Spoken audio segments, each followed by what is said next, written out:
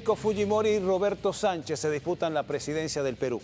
Keiko Fujimori intenta por cuarta vez llegar al poder y Roberto Sánchez tiene enfrente el desafío de volver a colocar un gobierno progresista en el Palacio Nacional de ese país.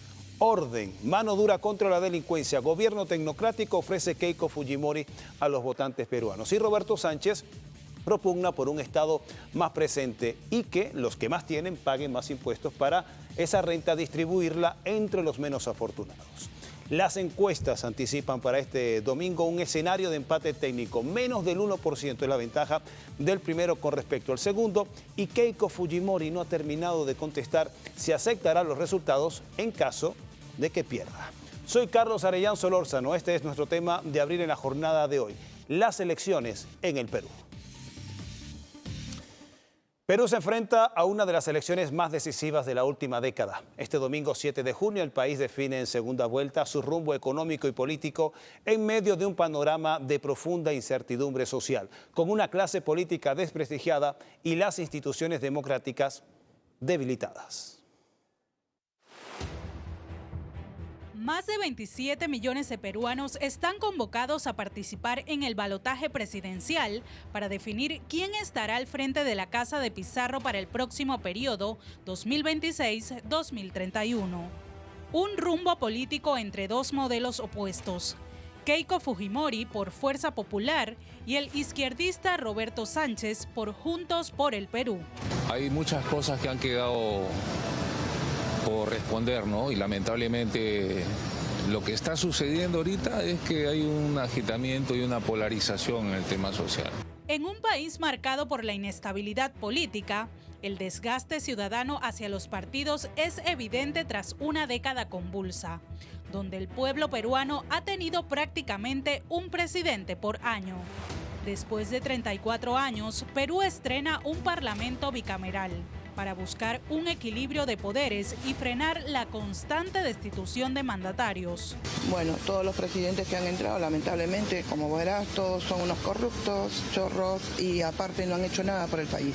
Gracias. Cada vez está peor la inseguridad. Dios quiera que con el nuevo presidente que salga se solucione algo las cosas. Formen unas leyes para que, digamos, protejan más que nada a los ciudadanos en vez de ellos mismos. Eso es lo que más me preocupa a mí.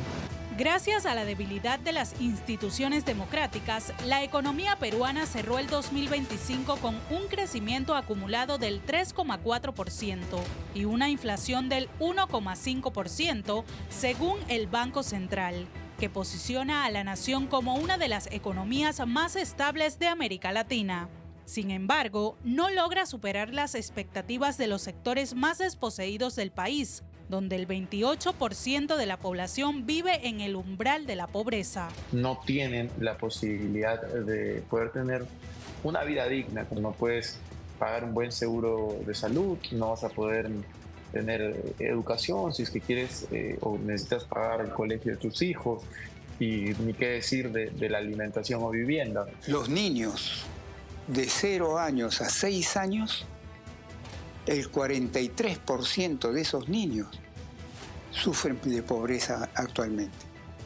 Y eso los marca, porque ya no se alimentan bien, están desnutridos, etc. El balotaje presidencial en Perú contará con una cifra récord de 55.000 observadores entre nacionales e internacionales y más de 90.000 mesas de votación estarán habilitadas, en un proceso que estuvo marcado por irregularidades admitidas por los mismos organizadores en la primera vuelta electoral. Y luego de repasar el contexto político y social, les contamos que Perú cerró una de las campañas electorales más polarizadas de su historia reciente. La derechista Keiko Fujimori y el progresista Roberto Sánchez realizaron sus últimos actos públicos, esto de cara a la segunda vuelta presidencial, programada, como ya lo hemos dicho, este 7 de junio. Desde el Estadio Monumental de Lima, la capital, la candidata del partido Fuerza Popular, Keiko Fujimori, congregó a miles de sus simpatizantes en su cuarto intento por llegar a la presidencia. Durante su discurso elogió el legado de su padre, el fallecido expresidente peruano Alberto Fujimori, y centró sus promesas en la seguridad ciudadana, declarando una guerra abierta contra las bandas criminales que azotan las principales ciudades del país. Afirmó liderar un gobierno tecnocrático y añadió que se recurrirá a los mejores expertos para ayudar a gestionar la economía del país. Recordemos que ella obtuvo el 17,19% de los votos en la primera vuelta, liderando todo el escrutinio. Queremos un gobierno confiable, un gobierno que respete la ley y la Constitución, que defienda el Banco Central de Reserva para que no haya inflación, que defienda la inversión privada, la pequeña, la mediana y la grande, para cuidar los puestos de trabajo. Queremos un gobierno que defienda el futuro de nuestros hijos, de nuestros adolescentes, que proteja la tercera edad. Y ese gobierno es de Keiko Fujimori. Y en la otra acera política, el candidato de Juntos por el Perú, Roberto Sánchez, lideró un masivo encuentro, esto en Cusco. El líder progresista enfocó sus propuestas en la justicia social, la división de poderes y la lucha por la representación indígena y rural, donde mantiene su mayor fuerza electoral. Propone una mayor intervención estatal en los recursos estratégicos y el rescate de las economías populares, así como acusó a sus opositores políticos e instituciones de conspirar contra su movimiento. La única alianza posible de este pueblo, quechua aymara amazónico, es una alianza por la vida, por la justicia, por la recuperación de la patria, por decir basta ya de desprecio, de pobreza, de exclusión. Abajo la corrupción, abajo el fujimorismo mafioso, viva el pueblo de Cusco, viva el pueblo quechua, viva el pueblo aymara, viva el pueblo amazónico, hermanos. Bien, y la recta final de la campaña estuvo marcada por un fuerte clima de tensión social en las calles de la capital, en Lima. Colectivos civiles, sindicatos y organizaciones estudiantiles universitarias marcharon bajo el histórico lema Fujimori nunca más, recordando los crímenes de lesa humanidad y los escándalos de corrupción de la década de los 90 bajo el gobierno de Alberto Fujimori, generando enfrentamientos y un escenario de extrema fragmentación.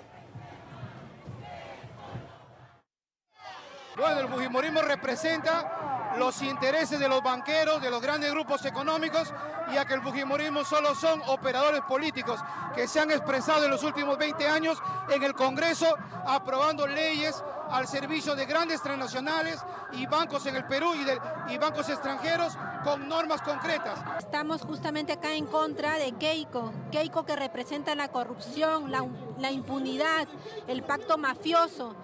Todo lo peor es Keiko, el caos justamente, tanto que ella dice que su opositor representa eso es lo que ella representa más bien. Bien, y del Perú pasamos a la Argentina porque las calles de ese país se colmaron de una movilización masiva impulsada por una dolorosa realidad. Una alarmante ola de femicidios que mantienen al país en emergencia y que este año ya se cobró decenas de vidas. El grito "ni una menos" resonó con fuerza en decenas de provincias de Argentina tras 11 años de la primera convocatoria histórica. Las demandas por justicia, protección afectiva y políticas de prevención urgentes se mantienen intactas en un clima de profunda indignación social. Después de 11 años, lo que es el "ni una menos" empeoró porque tenemos muchas más familias de las que éramos. Lamentablemente se van sumando, sin mentirte, semana tras semana. El compromiso lo reforzamos, lo venimos a recomprometer hoy acá en todas las plazas de la Argentina, porque no las vamos a olvidar, porque ellas sí se convierten en bandera permanente de lucha de todas nosotras que no estamos dispuestas a seguir soportando esto. Tenemos que ser muchas y tiene que salir toda la ciudadanía a decir basta. En los primeros 5 meses de 2026 se registraron 105 feminicidios, lo que equivale a una muerte cada 35 horas. El dato más alarmante de la radiografía actual revela que el 75% de estas víctimas había denunciado previamente a sus agresores, exponiendo graves fallas en las medidas de protección. porque esto no puede pasar más. Es algo que ya no se puede sostener. Nos están matando, nos violan, nos violentan, basta. ¿Hasta qué punto? Tenemos un Estado ausente, una justicia totalmente machista, donde las víctimas son totalmente juzgadas y condenadas, y los asesinos y los responsables están libres y no pagan las consecuencias de todos los crímenes que están cometiendo. La movilización estuvo marcada por la conmoción del brutal femicidio de Agostina Vega, de solo 14 años, quien fue descuartizada y cuyo cuerpo fue encontrado en un descampado en Córdoba. También repercutieron los nombres de Noelia Carolina Romero y Dulce María Candia, víctimas de este flagelo en solo una semana, y de muchas otras mujeres por las que sus familiares exigen justicia. Para visibilizar y para apoyar no solo a la familia de Agostina, sino en ella a las familias de todas las que hoy están ausentes, las que hoy nos han matado, nos han llevado. Micaela fue asesinada el 13 de abril del 2021 por su pareja, Guido Pascucho, abogado, familia de abogados con muchos contactos y lamentablemente una justicia inoperante que desde el primer momento hizo todo mal. Por mi tía y por todas, básicamente, porque así como mi tía, que ya pasó hace casi 10 años, hay miles de mujeres y miles de familias que siguen pidiendo justicia y este gobierno lamentablemente sigue ignorando, haciendo oídos sordos y ojos ciegos. Analistas consideran que la persistencia de los crímenes, a pesar de las denuncias previas, demuestra una preocupante desconexión institucional. Mientras sigan sin respuestas gubernamentales eficaces, el movimiento Ni Una Menos promete reivindicar la voz de quienes fueron silenciadas. Bien, momento de una pausa. Al regreso vamos a estar revisando el desarrollo de las declaraciones cruzadas, también de las condiciones que cada una de las partes, Irán y Estados Unidos, ponen para llegar a un acuerdo que termine con el conflicto que hasta ahora transcurre en una tensa tregua que en la jornada de ayer Donald Trump describió que las treguas en Asia Occidental significan que se disparan con moderación. También, ¿qué dijo? ¿Qué expuso? ¿Qué analizó el presidente de Rusia durante su participación en el Foro Económico Internacional de San Petersburgo? Eso y más estaremos revisando al regreso. No se aparte.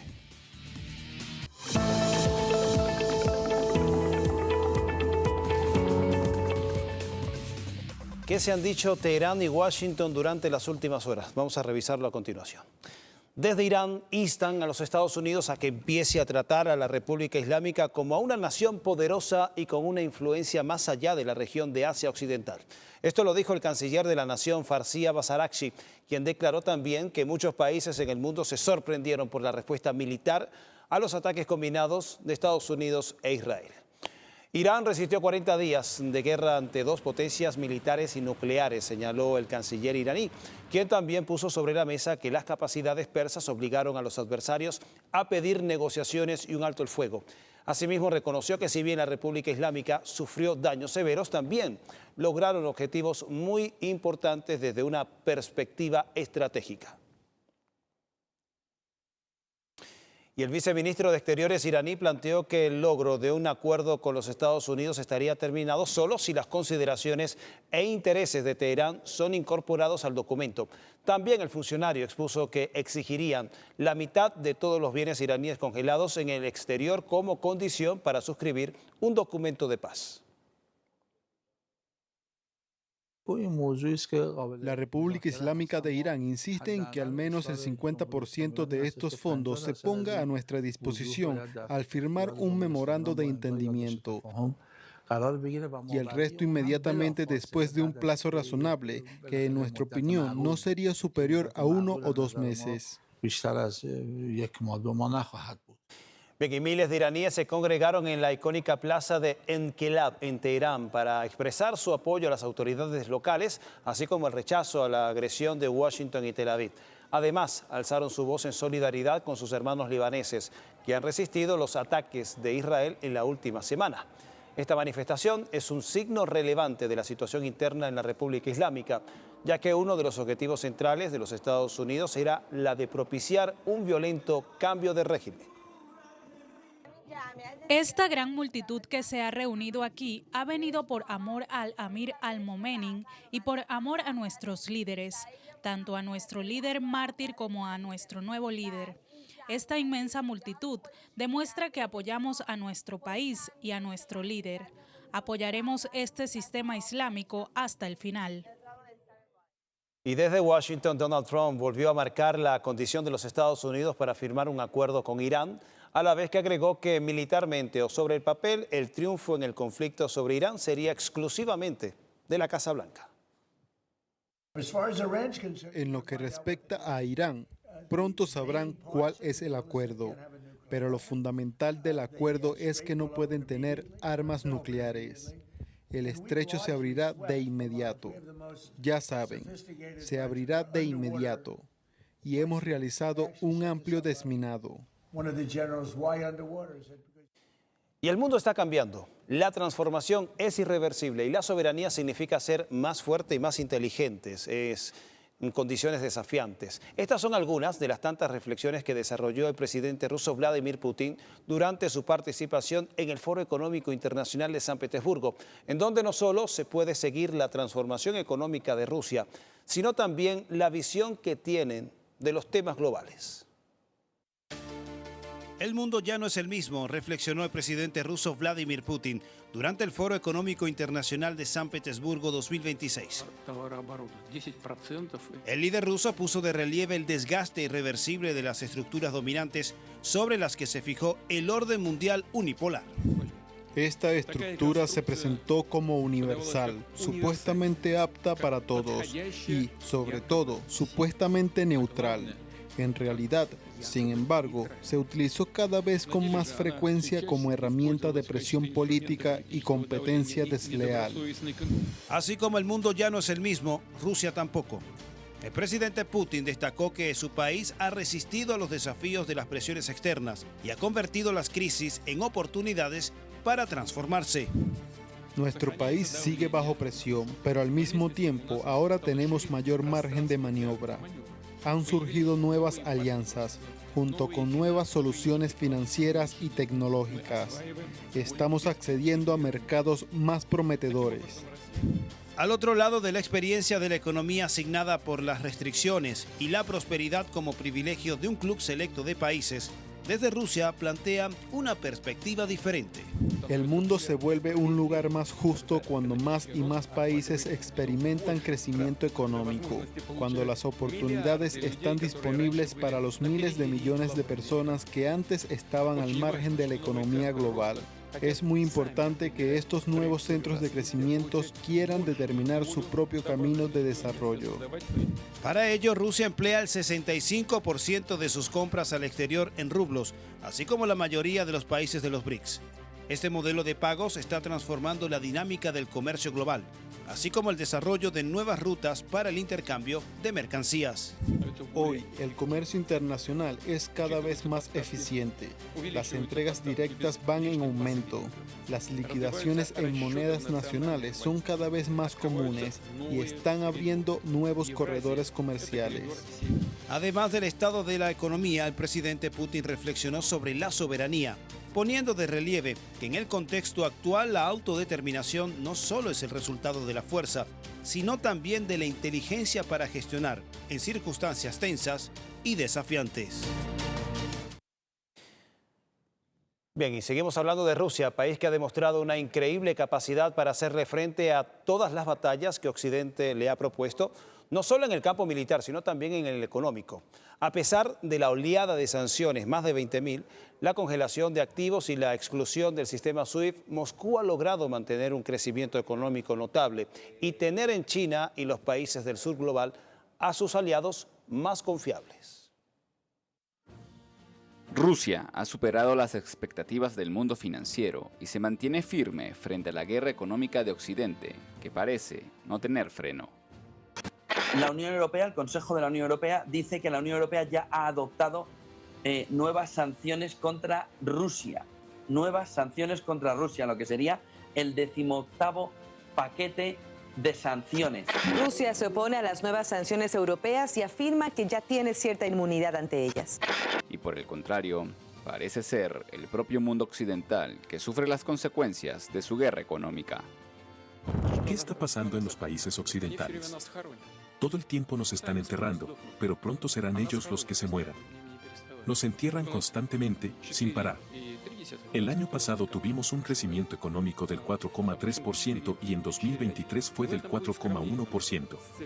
Este año será más modesto, con el objetivo de combatir la inflación, pero lo hacemos de manera deliberada y en la eurozona el crecimiento es del 0,9%.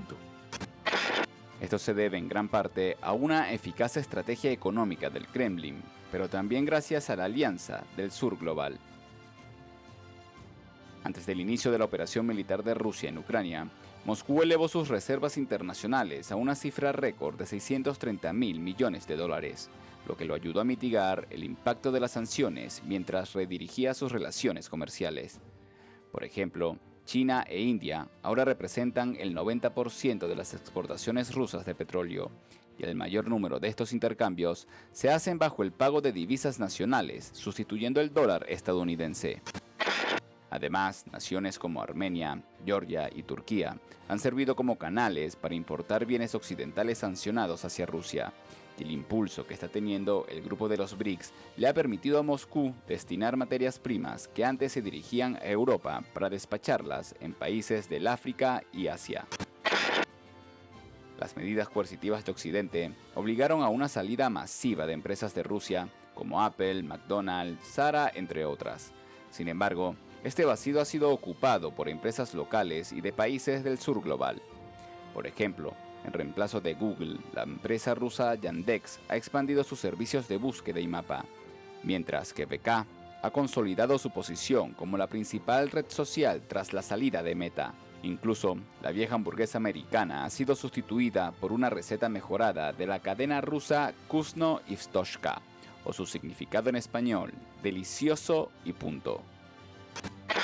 Así es como una efectiva política interna en materia económica y el fortalecimiento de lazos con el sur global, así como sus novedosas cadenas de suministros, le han permitido a Rusia resistir una guerra por todos los frentes contra el norte global.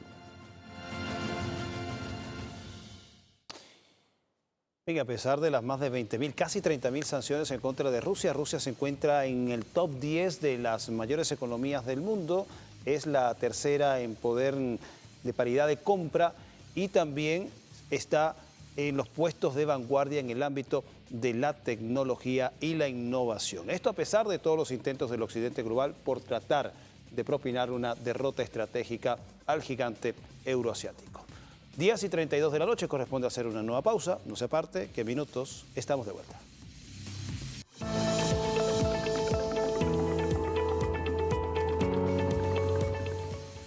Bien, y revisamos a continuación cómo está el panorama interno en España. Las deficiencias en los servicios públicos de sanidad y educación en España han provocado una ola de protestas, huelgas y movilizaciones para exigir proteger los derechos de los profesionales. Veamos a continuación por qué las tensiones entre el sector social, los gobiernos autonómicos y el gobierno central español están derivando en este conflicto social interno. Según autoridades sanitarias, el gasto público en España es de 7,4% del Producto Interno Bruto, inferior al compararlo con otros países europeos, como Alemania, que dedica el 10,1%, Austria el 8,6% y Bélgica el 8%. Esto incide en las plantillas reducidas y agotadas con falta de incentivos y con recursos insuficientes, mientras los gobiernos autónomos están dedicados a privatizar la sanidad. Alrededor del 25% del dinero público acaba en la medicina privada. Que se hayan suspendido en Andalucía casi 300.000 actos asistenciales por culpa de la dejación de responsabilidades, de la inexistencia de voluntad de acuerdo, de la negativa a tener diálogo con los médicos de la ministra, de los cuales 177.281 corresponden a la atención primaria y 122.149 a la atención hospitalaria. En los hospitales andaluces se han suspendido 96.524 consultas externas, 20.618 pruebas diagnósticas y 5.007 intervenciones quirúrgicas. El sistema educativo de España también colapsa por falta de inversión y paralizaciones. En 2026, las reivindicaciones exigidas por los gremios docentes coinciden en casi todas las comunidades. Falta de recursos, atrasos salariales, clases sobresaturadas, mucho trabajo burocrático y falta de medios para atender las nuevas complejidades del alumnado. Los sindicatos se unen y anuncian más acciones para el inicio de actividades en septiembre. Maniobras de dilatación en el tiempo para que la gente se canse. Pero la gente no se cansa. Hasta que no consigamos un presupuesto decente para la educación, no pararemos de bloquear la ciudad y de bloquear el comercio y el turismo. Necesitan una enseñanza de calidad en unas condiciones con una ratio adecuada, que es lo que sobre todo estamos pidiendo por encima de todas las cosas. Comparando porcentajes con otros países europeos, se aprecia la distancia que separa el gasto público en España, que es del 4,42% del Producto Interno Bruto, ocupando el puesto 17 de Europa, lejos del 6,93% de Suecia, el 5,33% de Francia o el 4,79% de Alemania. Según expertos, la inversión por alumno en educación primaria en España es casi un 10% inferior a la media de la Organización para la Cooperación y el Desarrollo Económico, pero es casi el 25% menor en la educación terciaria, por lo que advierten que la enseñanza se está convirtiendo en un poderoso factor de desigualdad social. Bien, continuamos en la península ibérica, en esta oportunidad en Portugal, país que está viviendo su segunda huelga general en menos de 6 meses. Varios sindicatos del país se han sumado en una sola lucha para protestar contra la reforma laboral impulsada por el gobierno de Luis Montenegro, lo que ha paralizado el sector sanitario, la educación y el transporte. De acuerdo a la Federación Nacional de Sindicatos de Trabajadores en Funciones Públicas y Sociales, la respuesta entre los trabajadores del Servicio Nacional de Salud portugués al paro general desarrollado desde el miércoles se situó entre el 95 y 100% de acatamiento, reflejando el fuerte rechazo que existe contra la gestión de Montenegro.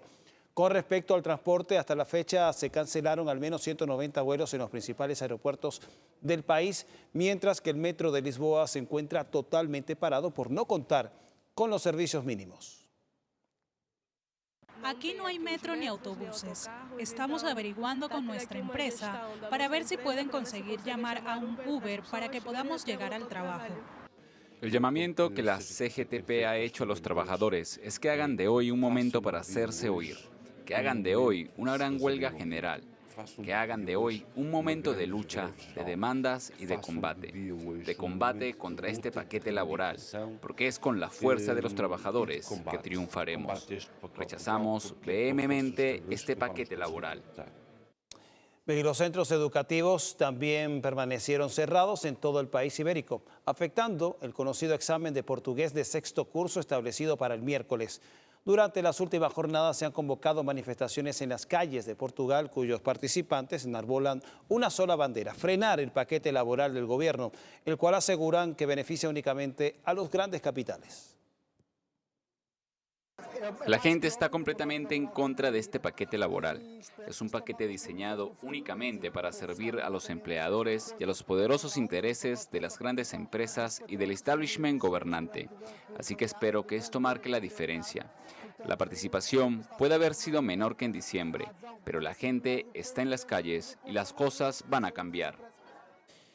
En esta parte cambiamos de tema porque cada 5 de junio se celebra el Día Mundial del Ambiente. Ello nos invita a la reflexión de la relación del ser humano con la naturaleza.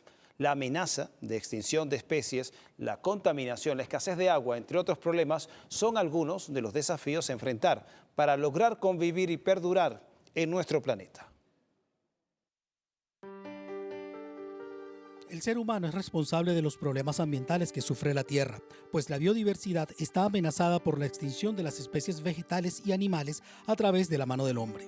La pérdida de selvas y bosques implica la pérdida de recursos para la alimentación, la cura de enfermedades y la economía. El cambio climático, provocado por los gases de efecto invernadero, impulsa migraciones forzadas y expone los asentamientos informales a desastres climáticos extremos.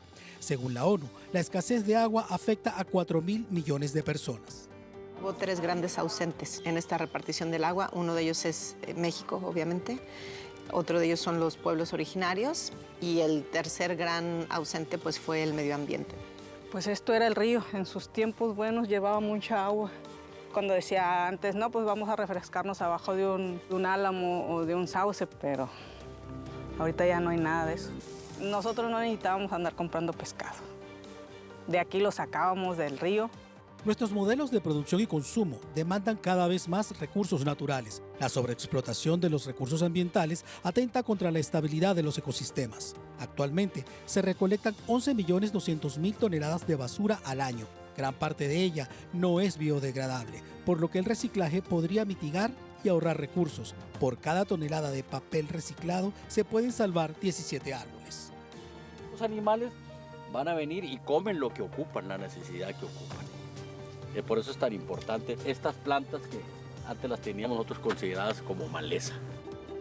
El paradigma de la economía circular se basa en que los distintos elementos de este sistema productivo, de este predio productivo, puedan circular el mayor tiempo posible adentro del predio y se pueda depender lo menos posible de insumos externos, lo cual mejora también las ganancias o disminuye los costos, ¿no?, en términos económicos monetarios, y tiende a disminuir la dependencia de elementos externos que pueden generar cierto daño al ambiente.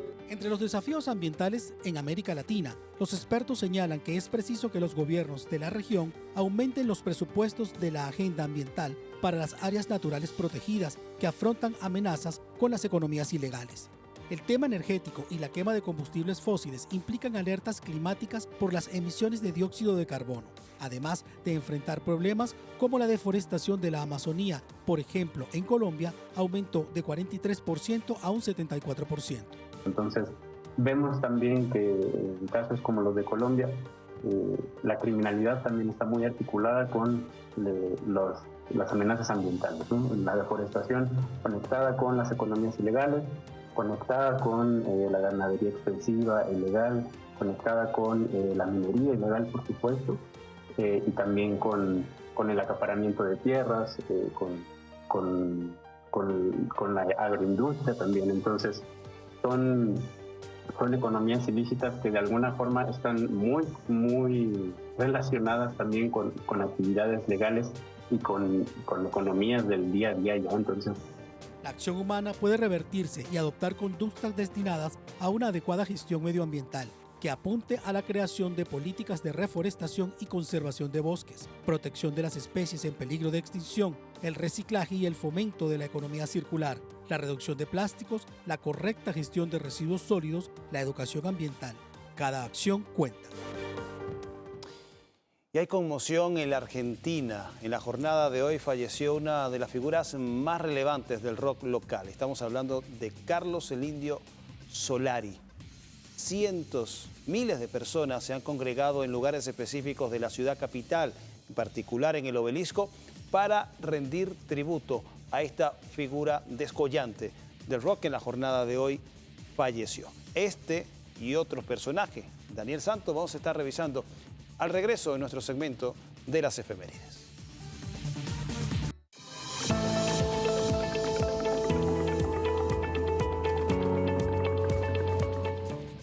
Bien, tramo final de esta emisión del Mundo en Contexto y como siempre en esta parte, nuestras acostumbradas efemérides. En la playa de ídolos de rock argentino, ahí donde están el Flaco Spinetta, Fito Páez, Gustavo Cerati o Charly García, eternamente también estará el Indio Solari. La leyenda de la música argentina falleció a los 77 años de edad, por lo que repasamos su importante legado, no solo para el rock en español, sino para las causas justas de los pueblos de nuestra América.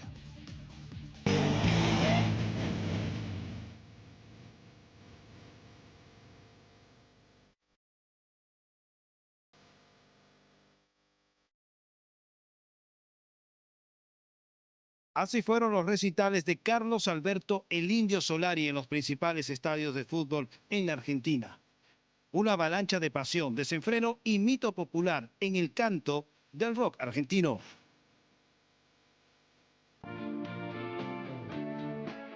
La influencia de los también denominados como los redondos se ve en toda la sociedad argentina, desde tatuajes pasando por poemas y libros hasta en el fútbol argentino. El Indio Solari, como hincha de Boca Juniors, fue un personaje transversal en las canchas y en la selección argentina, gracias a las frases de canciones como Todo un palo, Vencedores vencidos, un poco de amor francés. Tarea fina, entre decenas de piezas.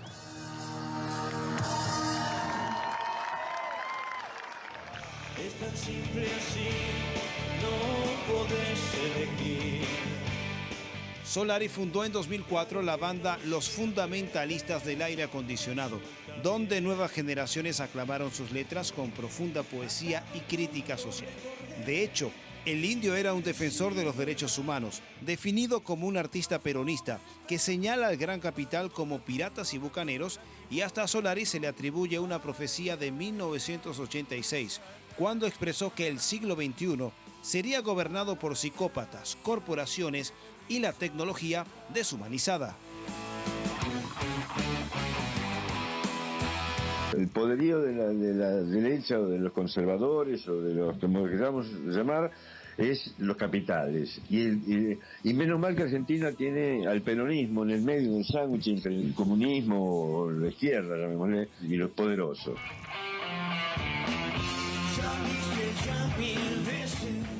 En marzo de 2016 fue diagnosticado con la enfermedad de Parkinson, lo que hizo que comenzara a reducir sus presentaciones públicas. Fue en Olavarría 2017, cuando el Indio realizó uno de los conciertos más grandes del país, con más de 400.000 personas. Su gran despedida pública, pero no al fin de su trabajo de estudio.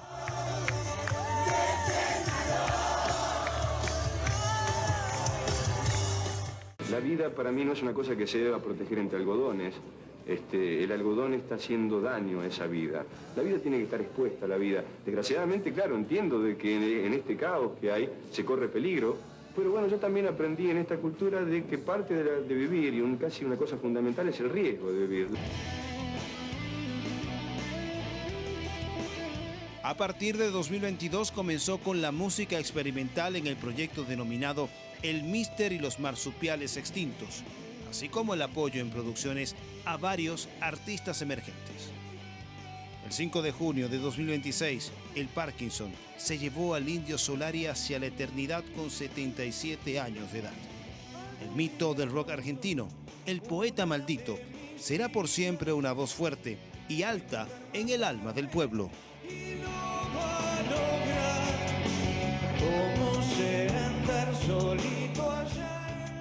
Y seguimos revisando la trayectoria de otra figura sobresaliente del espacio de la música. Y es que el inquieto anacobero Daniel Santos no solo fue un artista que reinó en el bolero y la guaracha, sino que se constituyó en el defensor de la soberanía y la independencia de Puerto Rico. Aquí una semblanza sobre la vida del jefe al cumplirse 110 años de su natalicio. Un particular estilo de cantar. Así fue Daniel Santos, un puertorriqueño nacido en Santurce en 1916, pero que creció en la mítica ciudad estadounidense de Nueva York. El sentimiento de su interpretación conquistó los corazones de los latinoamericanos que hacían vida en el país del norte. Dos cantenías para ti, con ellas quiero decir, te quiero, te adoro, mi vida. ¿Quién me regresará si ella se muere? Desde 1938, en su joven carrera, contó con diversos éxitos de la mano del legendario Pedro Flores, como Perdón y Mayoral. Mayoral, Mayoral, esa negra no quiere que yo vaya a bailar. Pero es en 1941 cuando Daniel Santos dedica el tema Despedida a los soldados estadounidenses que se iban a la Segunda Guerra Mundial, su primer gran tema de carácter social. Vengo a decirle adiós a los muchachos. Con la llegada de la Revolución Cubana, Daniel Santos expresó su admiración por los chibudos de la Sierra Maestra. Adelante, cubano, que Cuba premiará nuestro heroísmo, pues somos soldados que vamos a la patria liberar. Y es que Cuba fue uno de los países que más quiso al puertorriqueño y fue aquí donde se le apodó el Anacoero. También visibilizó los logros sociales impulsados por la Revolución Cubana del comandante Fidel Castro. Si las cosas de Fidel son cosas de comunista, que me pongan en la lista, que estoy de acuerdo con él. Oye, estoy de acuerdo con él. ¿Por qué no lo ha respetado? El amor por su borinquen querido se plasma en el disco Los Patriotas, junto al cantante Davilita, donde denunciaron el colonialismo estadounidense y al mismo tiempo pedir la independencia de Puerto Rico. ¿Por qué no se llevan sus aviones? ¿Por qué no se llevan sus cañones? ¿Por qué no se llevan sus matones? Y se van de aquí, y se van de aquí. Fuera Yankee, cojón, fuera Yankee, fuera Yankee, cojón, fuera Yankee, fuera Yankee, cojón, fuera Yankee, fuera Yankee, cojón, fuera Yankee. Alegre.